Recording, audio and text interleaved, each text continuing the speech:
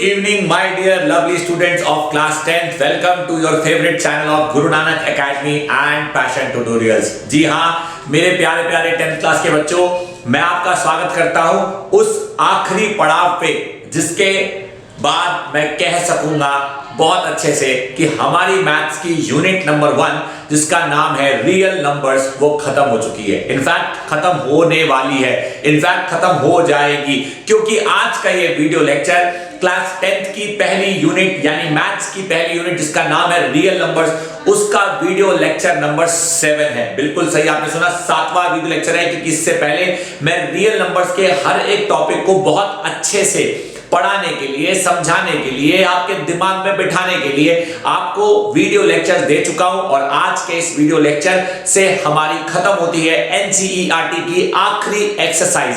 वो जिस टॉपिक पे बेस्ड है, इस टॉपिक का जिक्र आपने पहले भी बचपन में किया है। बचपन मतलब ये नहीं कहूंगा बहुत छोटी क्लास, लेकिन क्लास 9th में। सवाल आता है सर आखिरी वीडियो लेक्चर में आप कौन सा टॉपिक पढ़ाने वाले हो। आखिरी वीडियो लेक्चर में मैं जो आपको टॉपिक पढ़ाने वाला हूं, that is the topic to identify the decimal form. I repeat my sentence, it is a topic to identify the decimal form of some fractional forms. यानी कुछ हमारे पास फ्रैक्शनल फॉर्म्स हैं, हमें उनकी डेसिमल फॉर्म को आइडेंटिफाई करना है। एक बच्चा कहता है मैं नहीं समझा, चलो याद दिलाता हूं, मत समझो। अगर आपको याद हो, बचपन में हमारे पास कोई भी नंबर जब फ्रैक्शन की फॉर्म में होता था, एग्जांपल देता हूं मैं आपको, एक छोटा सा एग्जांपल देता हूं। पहले मैं काम करता हूं, सीधा मैं टॉपिक की हेडिंग लिख देता हूं कि हमारा टॉपिक क्या चल रहा है। हमारा जो टॉपिक चल रहा है, आपकी जानकारी के लिए बता दूं, बहुत प्यारा टॉपिक है। इसे कहते हैं determining, I repeat my sentence, इसे कहते हैं determining the nature, I repeat my sentence, determining the nature of the decimal expansion, determining the nature of the decimal expansion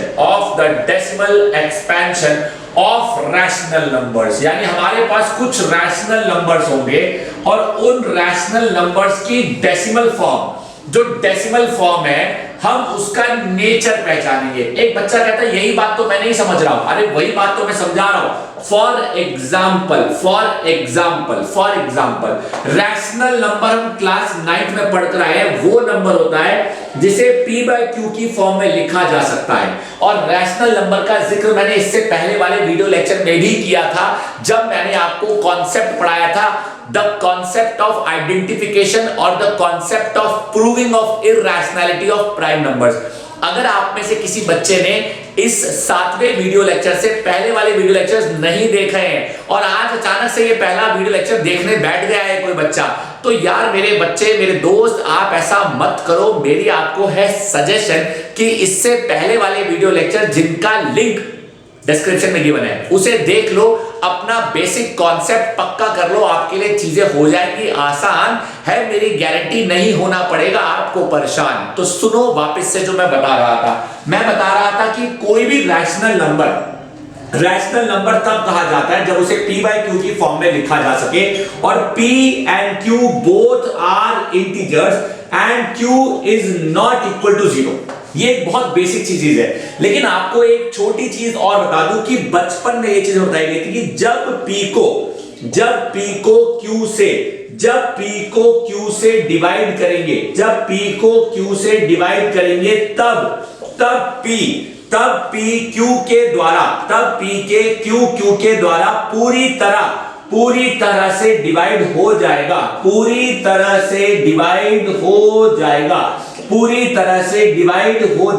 एक बच्चा बोला मतलब मैं कुछ समझा नहीं, आओ मैं समझाता हूं। फॉर एग्जांपल मान लो मेरे पास एक नंबर है 69 डिवाइड बाय 5। अब 69 को अगर मैं 5 से डिवाइड करता हूं तो 5 1 जा 5, 1 लगाया, 19 बिठाया, 5 3 जा 15, 5 3 जा 15, 4 लगाया, डेसिमल बिठाया, 0 को बुलाया, 5 8 जा 40। अब नोटिस करो कि 69/5 एक फ्रैक्शनल फॉर्म है और इस फ्रैक्शनल फॉर्म को जब मैं डेसिमल में लेकर आया तो मुझे मिला 13.8। ऐसी decimal form, I repeat my sentence, ऐसी decimal form, I repeat my sentence, ऐसी डेसिमल फॉर्म जहां पे रिमाइंडर जीरो आ जाता है, जहां पे रिमाइंडर जीरो आ जाता है, जहां पे रिमाइंडर जीरो आ जाता है, उसे कहते हैं टर्मिनेटिंग डेसिमल फॉर्म, उसे कहते हैं टर्मिनेटिंग डेसिमल फॉर्म। एक बार देख लो, मैं कहता हूं कि दो बार घूर लो, आ जाए मन में कोई सवाल तो मेरे प्यारे प्यारे बच्चों, पूछने को तो मना वैसे भी नहीं कर रहा, मैंने तो कहा ही नहीं कि आप कोई चीज नहीं पूछ सकते। मेरे वीडियो लेक्चर में कभी भी आपको पढ़ते पढ़ते कोई डाउट आ जाए ना, तो आप लोग मुझे व्हाट्सएप कर सकते हैं अपने डाउट्स अलग से, मैं हमेशा स्टूडेंट्स की मदद करने के लिए तैयार रहता हूं। This is something that I am trying to teach you in a very very efficient manner, so please pay attention, ताकि ना हो आपको कोई टेंशन। अब सवाल आता है मेरे प्यारे प्यारे बच्चों, बहुत सिंपल सा सवाल है, सर ये आपने एक फ्रैक्शनल फॉर्म दी और इस फ्रैक्शनल फॉर्म को हमने डिवाइड किया, डिवाइड करने पर हमें क्या मिली? Decimal form. कैसी डेसिमल फॉर्म? ऐसी डेसिमल फॉर्म जिसे कहा गया टर्मिनेटिंग डेसिमल फॉर्म। ये तो आप जानते हो, मतलब आपने डिवाइड किया ना।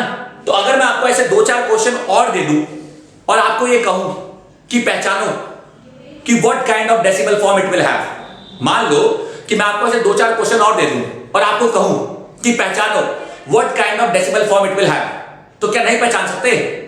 एक बच्चा बोला बखूबी पहचान सकते हैं। लेकिन अगर फिर भी अगर आप में से किसी बच्चे को इस बात को समझने में या इस बात को जानने में क्लास 9th की बात रिवाइज करने का मन कर रहा है, तो मैं डिस्क्रिप्शन में क्लास 9th के वीडियो का भी एक लिंक डाल दूंगा, जिसमें ये लिखा होगा how to identify the type of a decimal form. अगर आप 9th क्लास के बेसिक्स को पक्का करना चाहो तो कोई गुनाह नहीं है ना, पुरानी चीज सीखने में कोई गुनाह नहीं है। सीखने और सिखाने की कोई उम्र नहीं होती और समय नहीं होता है। तो मेरी आपको सजेशन है कि अगर इनकेस किसी बच्चे को यही ना पता हो कि भाई डेसिमल फॉर्म क्या होती है, किसी बच्चे को यही नहीं पता कि टर्मिनेटिंग डेसिमल फॉर्म क्या होती है, किसी बच्चे को यही नहीं पता कि नॉन टर्मिनेटिंग डेसिमल फॉर्म क्या होती है, तो वो 9th क्लास वाला वीडियो देख सकता है। उसके बाद लौटा है। अब मैं बात कर रहा हूं उन बच्चों की जिनको पता है, तो मैं जो बोल रहा हूं उसे पहले ध्यान से सुनो कि क्या मैं बोल रहा हूं। मेरी पहली बात, हम जब किसी न्यूमिनेटर को किसी डिनोमिनेटर के द्वारा डिवाइड करते हैं, हम जब किसी न्यूमिनेटर को किसी डिनोमिनेटर के द्वारा डिवाइड करते हैं तो दो पॉसिबिलिटी है, या तो न्यूमिनेटर डिनोमिनेटर के द्वारा पूरी तरह डिवाइड हो जाएगा या न्यूमिनेटर डिनोमिनेटर के द्वारा पूरी तरह डिवाइड नहीं होगा। अगर न्यूमिनेटर डिनोमिनेटर के द्वारा पूरी तरह डिवाइड हो गया तो रिमाइंडर 0 आएगा। उस समय जो डेसिमल फॉर्म आएगी, जरूरी नहीं है कि हमेशा आए, लेकिन अगर डेसिमल फॉर्म आती है तो जब रिमाइंडर 0 आता है तब वाली डेसिमल फॉर्म को, जब रिमाइंडर 0 आता है तब वाली डेसिमल फॉर्म को कहते हैं टर्मिनेटिंग डेसिमल फॉर्म। आपको यह पता होना चाहिए। यानी किसी भी न्यूमरेटर को किसी भी डिनोमिनेटर के द्वारा डिवाइड करने पर अगर रिमाइंडर 0 आता है तब वाली डेसिमल फॉर्म को, तब वाली डेसिमल फॉर्म को कहते हैं टर्मिनेटिंग डेसिमल फॉर्म। जानते हो एक बच्चा क्या बोला? कहता अगर रिमाइंडर 0 नहीं आया तो, अबे रिमाइंडर 0 नहीं आया तो उसे कहा जाएगा नॉन टर्मिनेटिंग डेसिमल फॉर्म। एक बच्चा कहता है मैं नहीं मानता, एग्जांपल दो।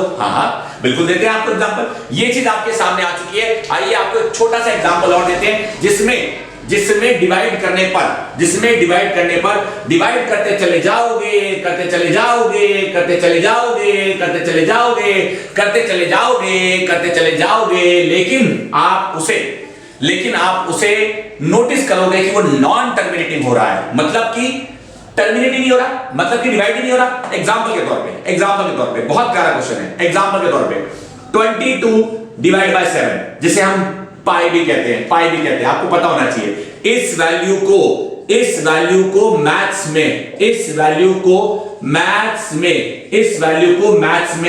पाई भी कहा जाता है। इस वैल्यू को मैथ्स में पाई भी कहा जाता है। पाई अच्छी तरह जानते हो, पाई ये बोलने के लिए है, लिखते ऐसे हैं। आइए अब अगर 22 को मैं 7 से डिवाइड करता हूं तो 7 3 जा 21, 1 लगाया, डेसिमल लगाया, 0 बिठाया, 1 को 7 से भगा के 3 पाया, 3 0 लगाया, 7 4 जा 28, 2 लगाया, 0 लगाया, 2 जा 14 हमने पाया, 60 लगाया, 8 जा 56, देख लो 60 के नीचे 56 आया, 40 लगाया, 5 लगाया, 35 आया, 5 लगाया, 0 लगाया, 7 लगाया, 49 लगाया, 1 लगाया। एक बच्चा कहता है मास्टर रुक जा, मास्टर रुक जा, मास्टर रुक जा। बिल्कुल सही कहा आपने, हम रुक गए। मेरा सवाल यानी 22/7 को जब हम सॉल्व करने बैठे तो डेसिमल फॉर्म आ रही है आपकी, डेसिमल फॉर्म आ रही है आपकी 3.14285711 ... सिलसिला ये प्यार का चलता जा रहा है, सिलसिला चलता जा रहा है। यानी ये डेसिमल फॉर्म खत्म नहीं होगी, खत्म नहीं होगी, खत्म नहीं होगी। प्लस दूसरा रिमाइंडर,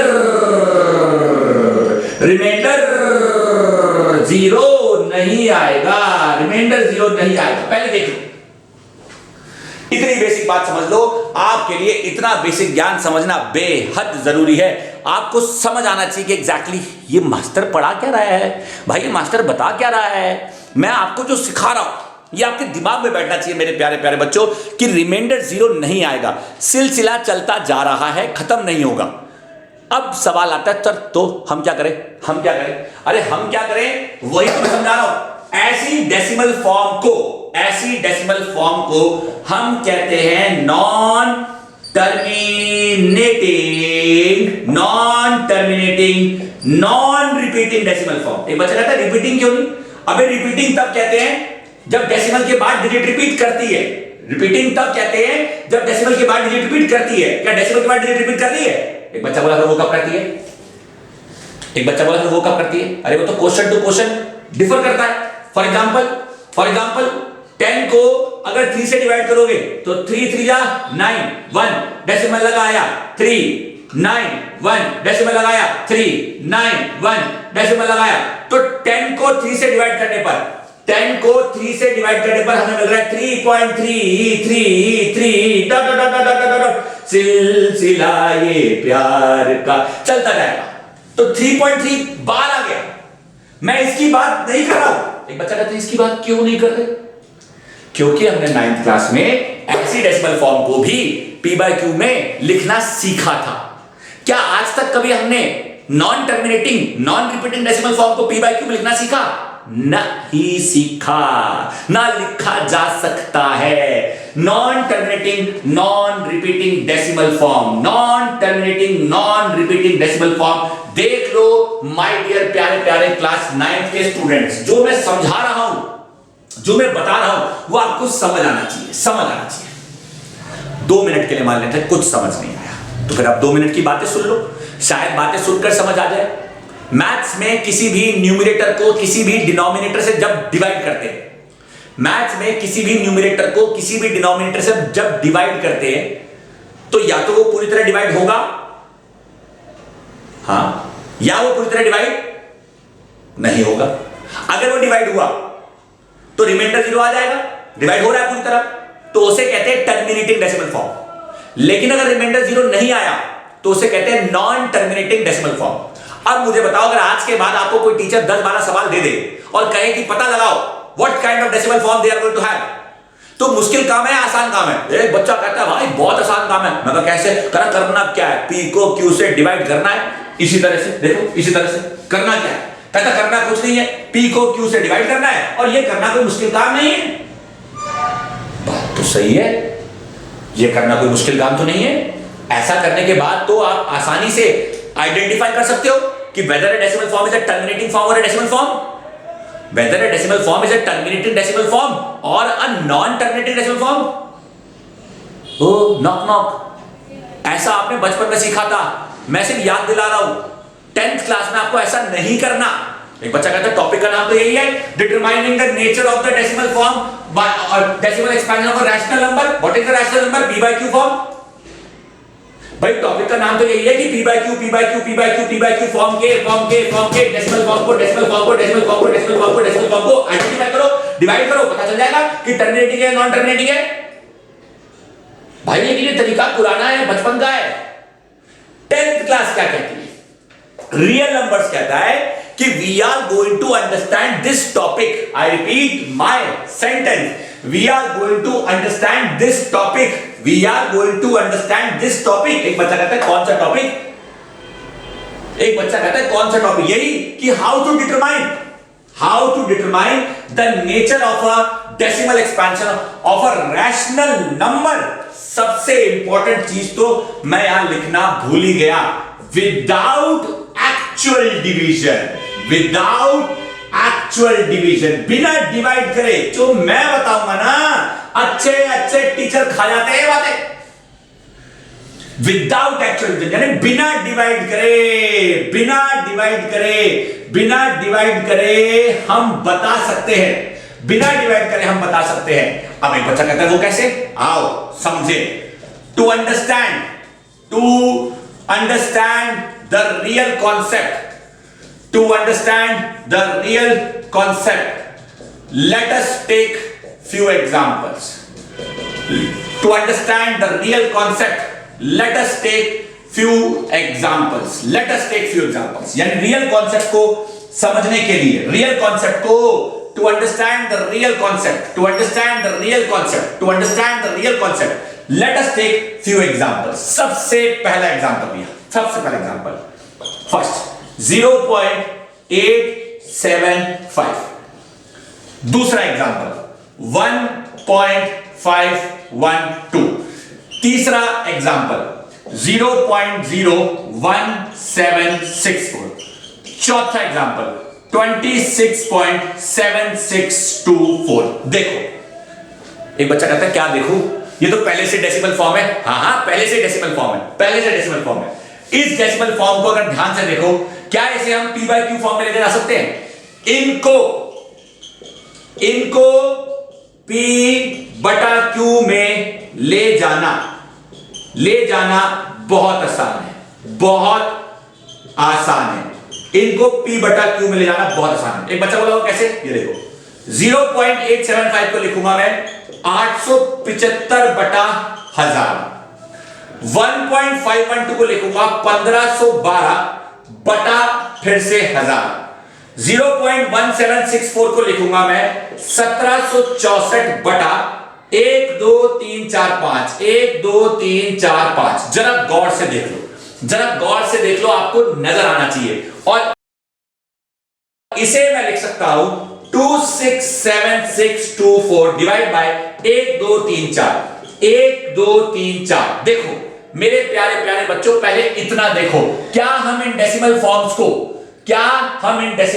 को आराम से p by q फॉर्म में लेकर आ गए कि नहीं आ गए? इन डेसिमल फॉर्म्स को हम आराम से p by q फॉर्म में लेकर आ गए कि नहीं आ गए? ये भी हमारी p by q फॉर्म है, ये भी हमारी p by q फॉर्म है, ये भी हमारी p by q फॉर्म है, ये भी हमारी p by q फॉर्म है। अब इन चारों p by q फॉर्म को बहुत केयरफुली देखो, इन चारों p by q फॉर्म को बहुत केयरफुली देखो। क्या मैं इसे लिख सकता हूं 875 डिवाइड बाय 1000? 1000 का मतलब जानते हो क्या हुआ? 1000 का मतलब हुआ 10 का पावर क्यूब। क्या मैं लिख सकता हूं 1512 डिवाइड बाय वापिस से 10 का पावर क्यूब? क्या मैं लिख सकता हूं 1764 डिवाइड बाय 1 2 3 4 5 10 का पावर 5? क्या मैं लिख सकता हूं 267624 डिवाइड बाय 1 2 3 4 10 का पावर 4? पहले इतना देखो मेरे प्यारे बच्चों, पहले इतना देखो। ये जो मैं कॉन्सेप्ट आपको समझा रहा हूं, ये जो मैं आपको मेन बेसिक बात यहां सिखा रहा हूं, ये आपके पल्ले पड़नी चाहिए कि सर आपने किया क्या है। भाई मैंने कुछ नया नहीं किया, मैंने बहुत सिंपल सी बात करी है। पता मैंने क्या किया? मैंने डेसिमल फॉर्म को p by q में कन्वर्ट कर दिया और p by q में मैंने q के फैक्टर निकाल लिए 10 की टर्म में। अब मेरा मन कर रहा है कि मैं लिखूं। एक बच्चा कहता है क्या लिखूं? सुनो मेरा क्या मन कर रहा है। क्या मैं 10 का पावर 3 को अगर मैं फैक्टराइज करूं, 10 का पावर 3 का मतलब होता है 1000, 10 का पावर 3 का मतलब होता है 1000। अगर मैं 10 का पावर 3 को फैक्टराइज करूं तो 10 का पावर 3 के फैक्टर जो निकल सकते हैं वो 2 की टर्म में और 5 की टर्म में निकल सकते हैं। इसे मैं लिख सकता हूं 2 का पावर 3 इंटू 5 का पावर 3। तो मेरा नंबर बनेगा 875 डिवाइड बाय 2 का पावर 3 इंटू 5 का पावर 3। देख लो पहले मन की तसल्ली कर लो कि क्या ऐसा हो सकता है, हां या ना। एक बच्चा कहता है बिल्कुल हो सकता है, क्यों नहीं हो सकता? फिर तो आप थोड़ी देर बाद सीधा सीधा ये लिख दोगे कि जो हमारे पास अगला नंबर है जिसमें हमने 10 का पावर 3 को सीधा क्या लिख दिया, 2 का पावर 3 इंटू 5 का पावर 3। जब 10 का पावर 3 को हम लिख सकते हैं सीधा 2 का पावर 3 इंटू 5 का पावर 3, तो जहां पे 10 का पावर 5 है वहां भी हम ये चीज कर सकते हैं। हाँ बिल्कुल कर सकते हैं। जहां 10 का पावर 4 है वहां भी हम ये चीज कर सकते हैं। एक बच्चा बोला वो कैसे? अरे बिल्कुल कर सकते हैं। देखो 10 का पावर 5 को मैं लिख सकता हूं 1764 अपॉन 2 का पावर 5 इंटू 5 का पावर 5। करके देख लेना, मुझ पर भरोसा मत करना। 1512 को लिख सकते हैं 2 का पावर 3 इंटू 5 का पावर 3। देख लो मेरे बच्चों, बहुत प्यारी चीज है, आपको पल्ले पड़नी चाहिए, आपको समझ आनी चाहिए। और 10 का पावर 4 को हम लिख सकते हैं सीधा 26764 डिवाइड बाय 2 का पावर 4 इंटू 5 का पावर 4। जरा नोटिस करो मेरे प्यारे प्यारे क्लास 10th के बच्चों, जरा नोटिस करो कि जो मैंने ये किया है, आप अगर नोटिस करो जो मैंने ये किया है, इन सब में मैं रिपीट कर रहा हूं, मैं यहां लिख रहा हूं, मैं यहां पे ये सेंटेंस लिख रहा हूं, बहुत प्यारा सेंटेंस है, ध्यान से सुनना। इन सब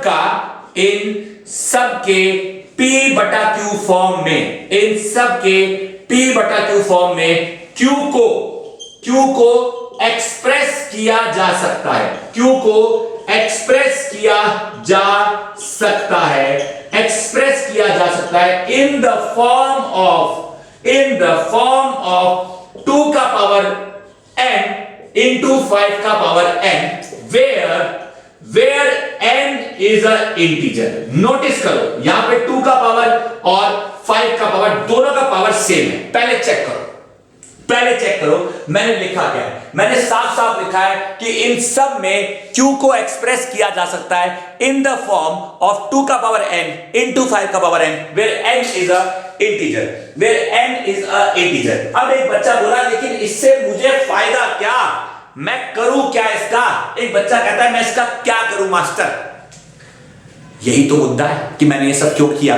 अब सुनो, मैंने डेसिमल फॉर्म के कुछ एग्जांपल आपके सामने रखे और इन डेसिमल फॉर्म को मैं लेकर आया p/q फॉर्म में। हमारा टॉपिक क्या चल रहा है? Determining the nature of the decimal expansion of a rational number. क्या मैं एक सवाल कर सकता हूं? करूं?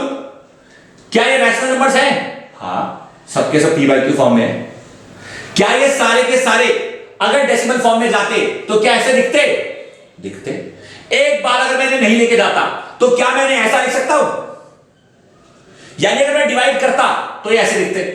अगर डिवाइड नहीं करता 2 मिनट के लिए, फैक्टराइज करता डिनोमिनेटर को, खास करके डिनोमिनेटर को, तो ऐसे दिखते। अब एक बच्चा बोला डिनोमिनेटर क्यों, न्यूमरेटर क्यों नहीं? Nice question. डिनोमिनेटर क्यों, न्यूमरेटर क्यों नहीं? अब अगर मैं इनके न्यूमरेटर में फैक्टराइज कर दूं, ये देखो, अगर मैं इनके न्यूमरेटर को भी फैक्टराइज कर दूं, यहां जगह क्रिएट कर रहा हूं, अब अगर मैं इनके न्यूमरेटर को फैक्टराइज कर दूं तो जो हमारा 875 है, 875 हमारा पहला नंबर, इसके अगर मैं फैक्टर निकालूं तो मेरे पास आ गया 5 1 जा 5 37, 5 7 जा 35 और फिर से आ गया 5, फिर आ गया मेरे पास 5 3 जा 15 और 5, अब मेरे पास आ गया 7 5 जा और 5 1 जा।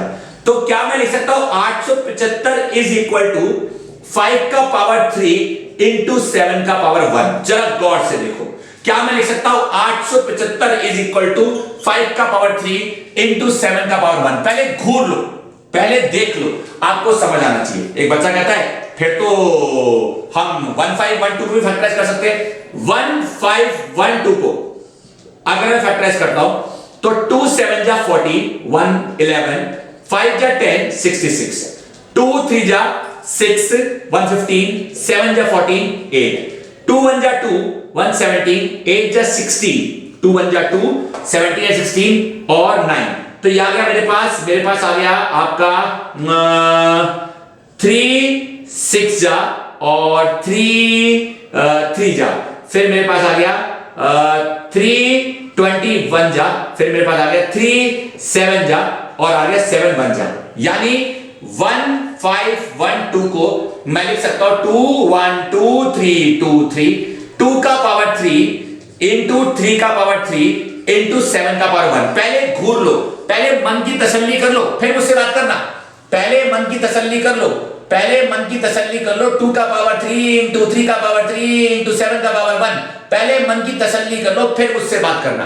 क्या इतना समझ आ रहा है? क्या इतना समझ आ रहा है? दो एग्जांपल बहुत है, अभी दो एग्जांपल से सारी कहानी क्लियर करता हूं। दो एग्जांपल से यहां पे 875 को अब मैं यहां से हटा देता हूं और इसे हटा देता हूं। अब नोटिस करो, अब अगर मैं 875 के फैक्टर लिखता हूं, 875 तेरी जगह लिखा मैंने 5 का पावर 3 इंटू 7 का पावर 1 और 10 का पावर 3 की जगह हम क्या लिख रहे थे?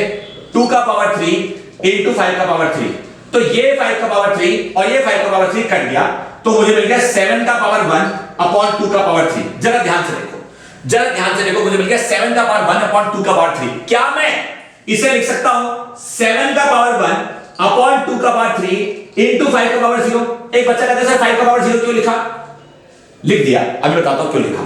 देखो क्यों लिख दिया, क्योंकि मैंने पहले भी डिनोमिनेटर को 2 और 5 की टर्म में एक्सप्रेस किया था। तो अभी भी मेरा मन कर रहा है कि मैं डिनोमिनेटर को 2 और 5 की टर्म में दिखाऊं, लेकिन 5 तो है नहीं। अबे कुछ नहीं है मतलब 5 का पावर 0 तो है। हाँ है, चलो जी ठीक है, चलो जी ठीक है। ये मुझे मिल गया मेरा किसका आंसर? 875 बटा 1000 का आंसर। देखो देखो देखो देखो, जरूरी नहीं है कि आपको समझ आ रहा हो, मैं दोबारा क्लियर करूंगा, लेकिन अगर आ रहा है तो बहुत अच्छी बात है, बहुत अच्छी बात है। बच्चे कंफ्यूज आते हैं, कुछ चीजें तो डायरेक्ट कह देते हैं, लेकिन सुन लो, सारी बातों की एक सिंपल बात कहूंगा, सारी बातों की एक सिंपल बात। आओ जी, 1512 के फैक्टर क्या थे? 1512 के फैक्टर 2 का पावर 3 3 का पावर 3, 2 का पावर 3 3 का पावर 3 7 का पावर 1। नीचे क्या था? नीचे था 2 का पावर 3 इंटू 5 का पावर 3। तो 2 का पावर 3 और 5 का पावर 3 कैंसिल, तो इससे क्या मिला? इससे मुझे मिला 3 का पावर 3 इंटू 7 का पावर 1 अपॉन 5 का पावर 3 इंटू 2 का पावर 0। एक बार चेक करो, एक बार चेक करो कि आपको ये बातें समझ आ रही हैं कि नहीं आ रही हैं। एक बार चेक करो कि ये बातें समझ आ रही हैं कि नहीं आ रही हैं। एक बच्चा बोला सर जो आप कर रहे हो वो समझ आ रहा है, लेकिन ये समझ नहीं आ रहा कि कर क्यों रहे हो। अब ध्यान से देखो, मैंने यहां क्या लिखा था? इन सबके p by q फॉर्म में q को एक्सप्रेस किया जा सकता है इन द फॉर्म ऑफ 2 का पावर n इंटू 5 का power n where n is an integer. अब ये जो लाइन है आप अपने दिमाग में बिठा लो, मैं जो बोल रहा हूं सुनो, सुनो ध्यान से सुनो। इस चैप्टर में जो ये टॉपिक है, इस टॉपिक में मैं आपको ये बता रहा हूं कि किसी भी न्यूमरेटर को किसी भी डिनोमिनेटर से जब हम डिवाइड करते हैं तो हम ये चेक करते हैं कि वो डिनोमिनेटर के फैक्टर क्या निकलते हैं। चलो जी चेक किया, यहां डिनोमिनेटर, यहां डिनोमिनेटर, यहां डिनोमिनेटर, यहां डिनोमिनेटर, के फैक्टर, के फैक्टर, के फैक्टर, के फैक्टर, ये निकले, ये निकले, ये निकले, ये निकले, निकले कि नहीं निकले। उसके बाद हमने चेक किया कि इन सबके p by q फॉर्म में q को एक्सप्रेस किया जा सकता है इन द फॉर्म ऑफ 2 का power n into 5 power n where n is a integer. किसको एक्सप्रेस किया? q को। कब? तब जब मैंने q को फैक्टराइज किया। एक बच्चा कहता आपने p को तो नहीं किया था, p को तो नहीं किया था, p को तो नहीं किया था, लेकिन जब मैंने p को भी कर दिया तो क्या मुझे 2 का पावर n इंटू 5 का पावर n मिला? एक बच्चा कहता नहीं मिला। यहां तो आपको सिर्फ 2 का पावर n ही मिला था, 5 तो मिला ही नहीं था, आपने जबरदस्ती 5 का पावर 0 लगा दिया। बात तो सही है, जबरदस्ती लगाया, लेकिन क्या गलत है? लेकिन क्या गलत है? नहीं गलत नहीं है। एक बच्चा कहता गलत नहीं है लेकिन गड़बड़ तो है। मतलब गड़बड़ क्या है? कह रहा यहां पे n और n सेम थे, यहां पे n और n सेम नहीं है। Good, nice observation, nice observation, बहुत अच्छा ऑब्जर्व किया। अब 2 मिनट के लिए मान लेते हैं कुछ समझ नहीं आया, मान लेते हैं कुछ समझ नहीं आया, मिटा दिया, मिटा दिया। 2 मिनट के लिए मान लेते हैं कुछ समझ नहीं आया, कुछ समझ नहीं आया। ये सिर्फ समझाने के लिए था। अगर मैं कुछ ना समझाऊं, अगर मैं कुछ ना समझाऊं, ये सिर्फ समझाने के लिए था, ये सिर्फ समझाने के लिए था। अगर नहीं समझ आया, अगर नहीं समझ आया तो दिमाग में सिर्फ इतना बिठाओ, ये देखो 2 मिनट मान लेते कि नहीं समझ आया। अगर समझाया हुआ, अगर समझाया हुआ नहीं समझ आया, नहीं समझ आया तो कोई टेंशन नहीं, तो कोई टेंशन नहीं। कोई टेंशन नहीं। Always remember a theorem, always remember a theorem, always remember a theorem. Theorem कहती है अगर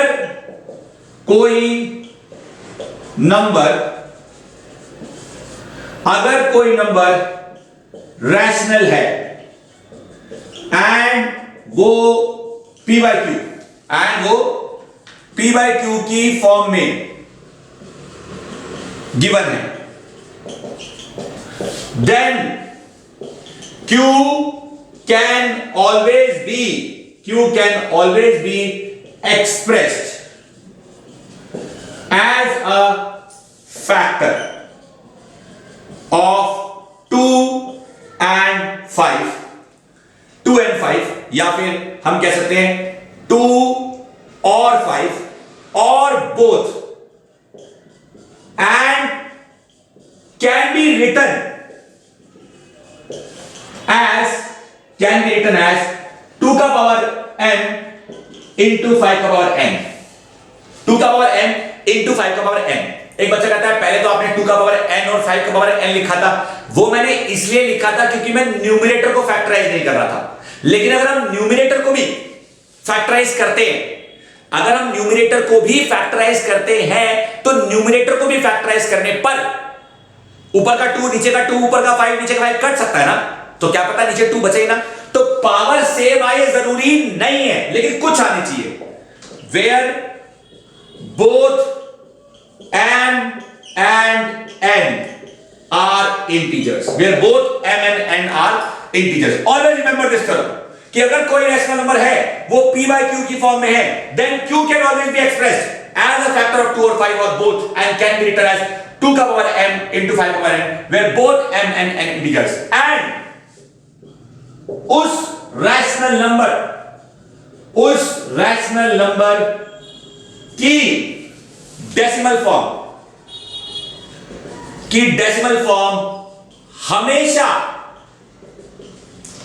हमेशा टर्मिनेटिंग होगी। एक बच्चा कहता है तो इसका मैं क्या करूं? अब पता है ये स्टेटमेंट कितनी फायदेमंद है। देखो मैंने आपको क्या कहा था कि आपको p by q की फॉर्म में कोई नंबर दिया है, आप p को q से डिवाइड करोगे तो आपको पता चलेगा कि टर्मिनेटिंग है नॉन टर्मिनेटिंग है। यहां तो बिना डिवाइड करे आपको पता चल गया। एक बच्चा कहता है कैसे? मैंने कहा ना कि अगर कोई नंबर, मैंने कह रहा हूं थ्योरम है, ये थ्योरम है, इसका प्रूव ही तो एग्जांपल देके समझा रहा था। प्रूव आपसे कुछ पूछेगा नहीं, लेकिन इसका ही प्रूव मैं एग्जांपल देके समझा रहा था। आप नोटिस किया मेरे चारों एग्जांपल, पीछे जाकर देख सकते हो, मेरे चारों example perfectly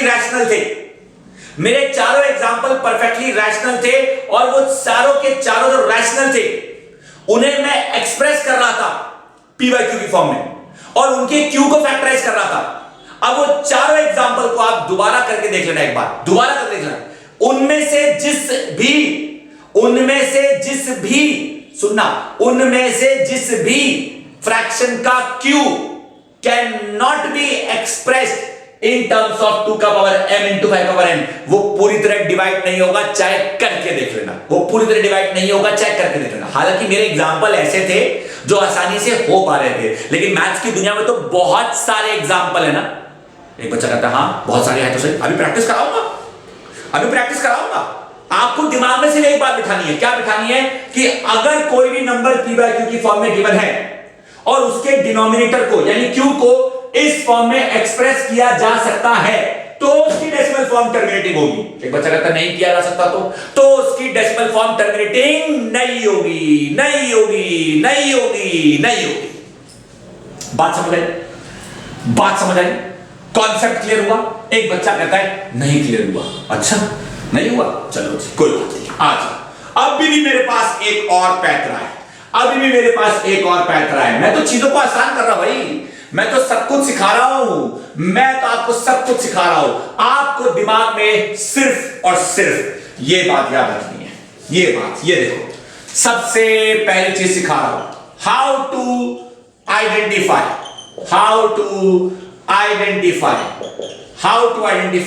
a type of decimal form.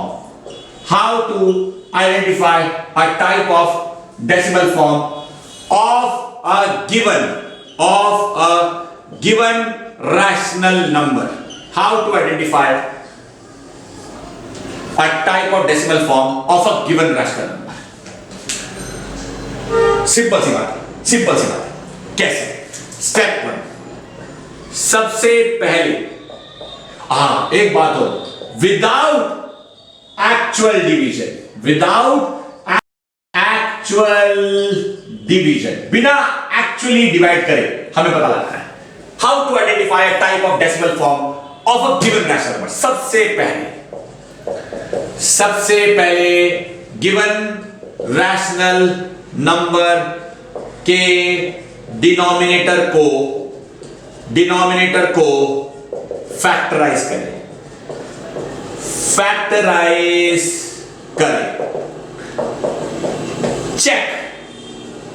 check whether it can be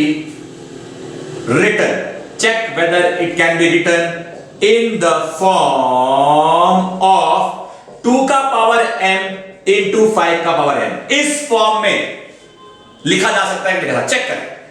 if yes then उस रैशनल नंबर की decimal form will be terminating। if no then उस रैशनल नंबर की decimal form will be non-terminating decimal form. और जो non terminating decimal form होती है वो rational नहीं होती।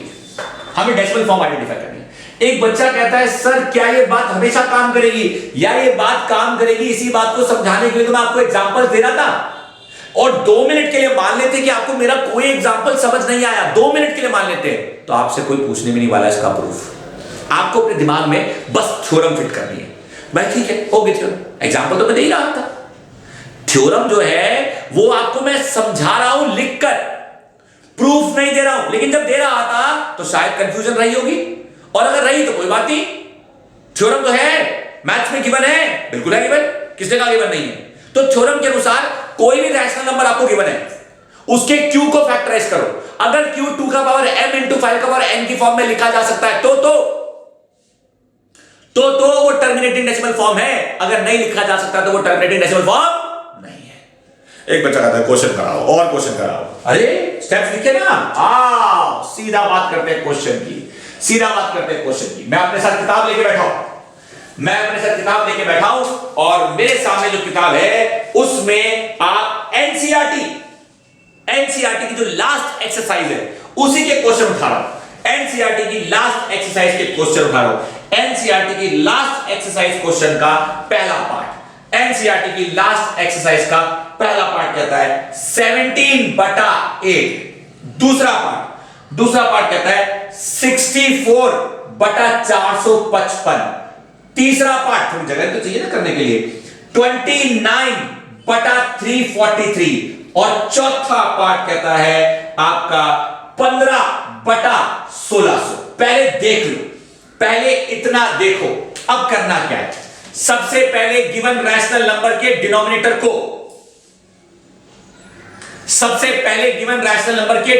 को फैक्टराइज करें। करो भाई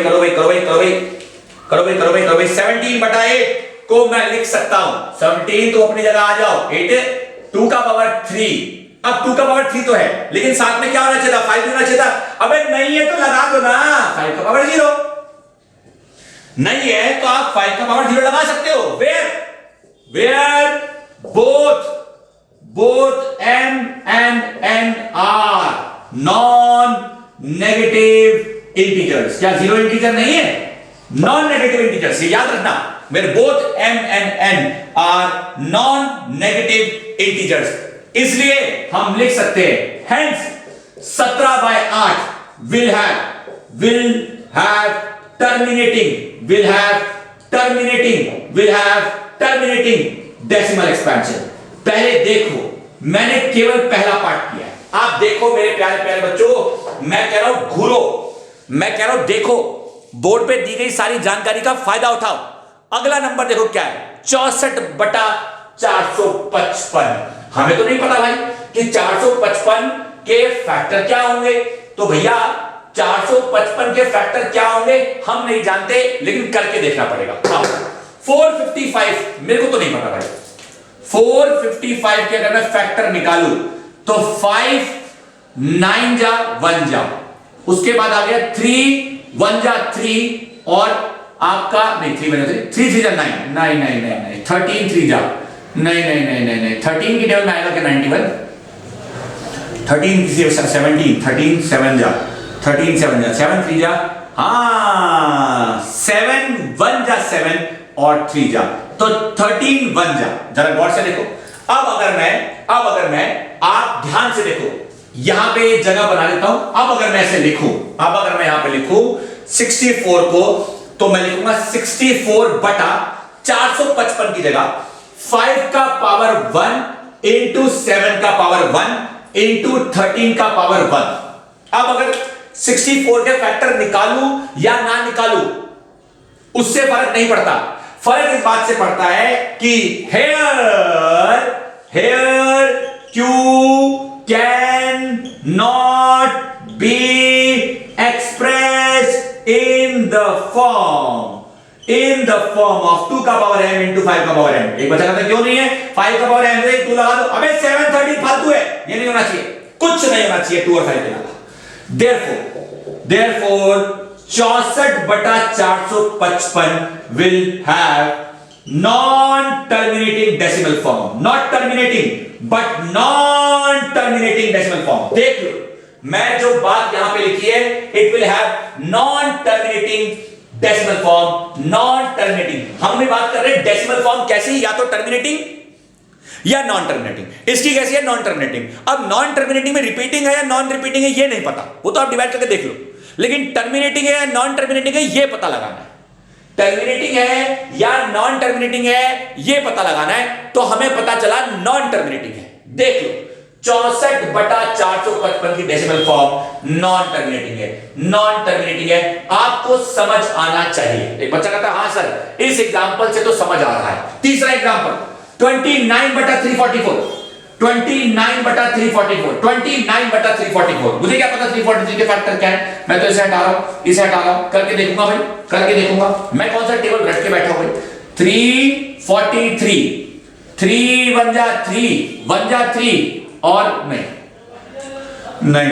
343 7 से ट्राई करते हैं, 7 4 जा 28 63 9 जा, अब आ गया ना आपका 7 7 जा और 7 1 जा, बिल्कुल सही आ गया हमारे पास, 7 का क्यूब है तो हमारे पास आ गया 29/7 का पावर क्यूब। अरे भैया यहां तो है ही नहीं।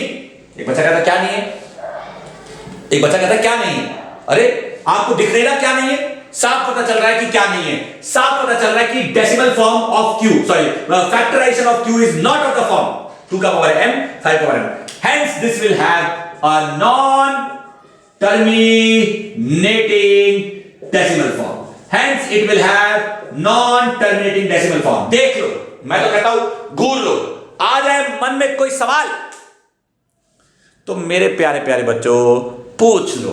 hence this will also have non terminating decimal form। अब रिपीटिंग होगी या नॉन रिपीटिंग होगी ये मैंने नहीं बताया, लेकिन हमें जानना था कि whether it will be a terminating और non terminating, but most of the cases में ये हमेशा नॉन टर्मिनेटिंग रिपीटिंग ही होती है, ये हमेशा नॉन टर्मिनेटिंग रिपीटिंग ही होती है। एक बच्चा बोला ऐसा कैसे कह सकते हो आप कि नॉन टर्मिनेटिंग रिपीटिंग होती है, नॉन टर्मिनेटिंग नॉन रिपीटिंग क्यों नहीं हो सकती, क्योंकि नॉन टर्मिनेटिंग नॉन रिपीटिंग को p/q फॉर्म में आसानी से लिखा भी नहीं जा सकता, इसलिए तो ये नॉन टर्मिनेटिंग रिपीटिंग टाइप है, नॉन टर्मिनेटिंग रिपीटिंग टाइप है। क्वेश्चन की हेडिंग को भी एक बार देख लेना, non terminating repeating type decimal form है। आई होप मेरे प्यारे प्यारे बच्चों आपको चीजें समझ आ रही है।